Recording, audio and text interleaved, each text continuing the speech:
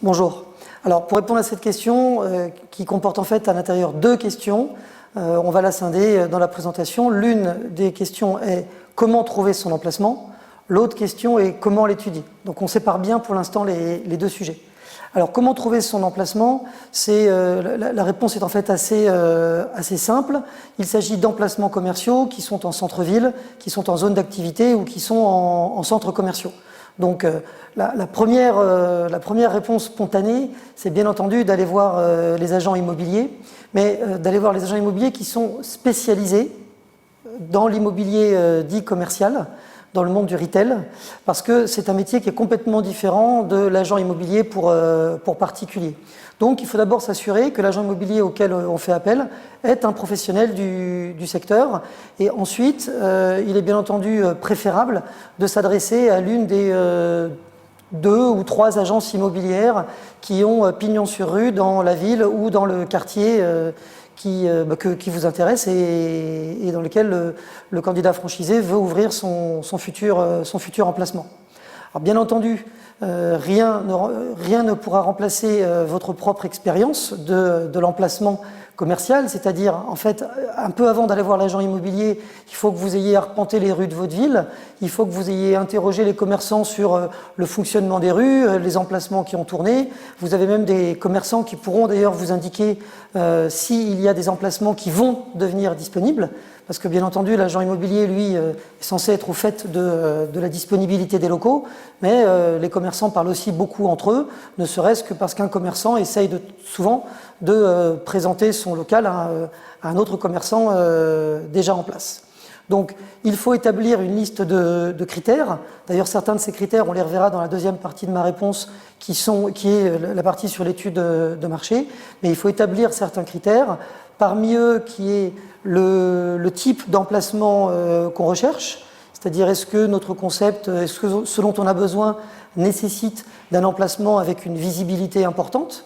Est-ce qu'on doit être dans ce que les agents immobiliers appellent un emplacement numéro 1, ou bien est-ce qu'on peut s'autoriser des emplacements un peu moins en vue?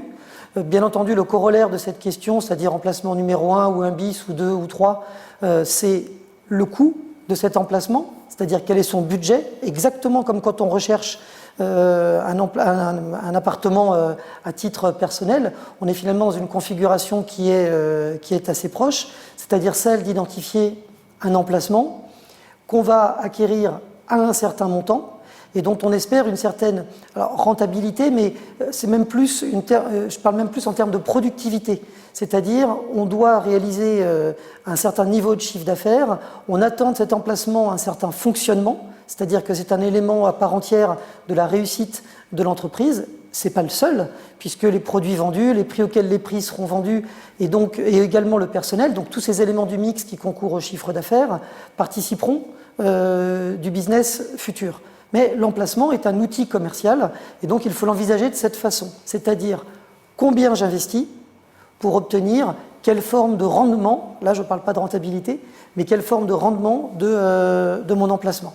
Alors, mettons-nous d'accord tout de suite, il ne faut pas être plus royaliste que le roi, c'est-à-dire qu'on voudrait tous choisir des emplacements numéro 1, mais souvent ces emplacements seront pris.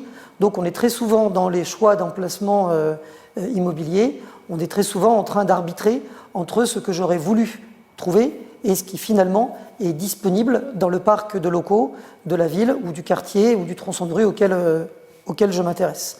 Alors, quand il s'agit d'un emplacement en centre commercial, ça va obéir exactement aux mêmes règles, c'est juste simplement que les interlocuteurs seront un petit peu différents, c'est-à-dire que là on s'adressera directement soit au directeur du centre commercial, soit au promoteur du centre commercial, qui lui fera le même travail que l'agent immobilier de sélection des locaux.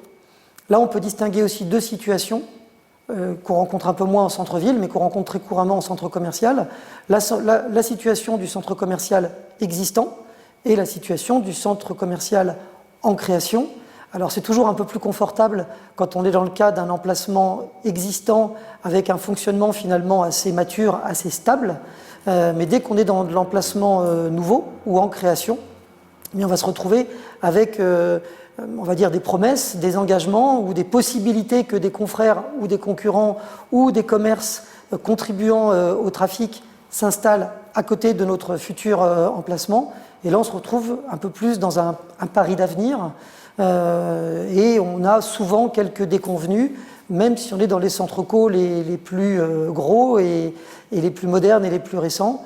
On a souvent des enseignes qui ne retrouvent pas à côté d'elles ou en face d'elles ou à proximité ce qui était prévu dans la programmation commerciale.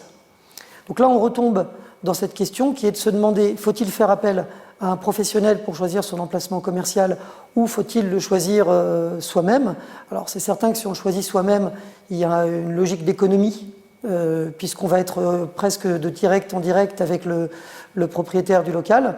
Si on passe par un agent immobilier, forcément la commission d'agence rentre en ligne de compte, mais c'est un marché qui est tellement compliqué, tellement débattu qu'il vaut mieux privilégier le choix par un professionnel et bien entendu intégrer le coût de ce professionnel dans son business plan.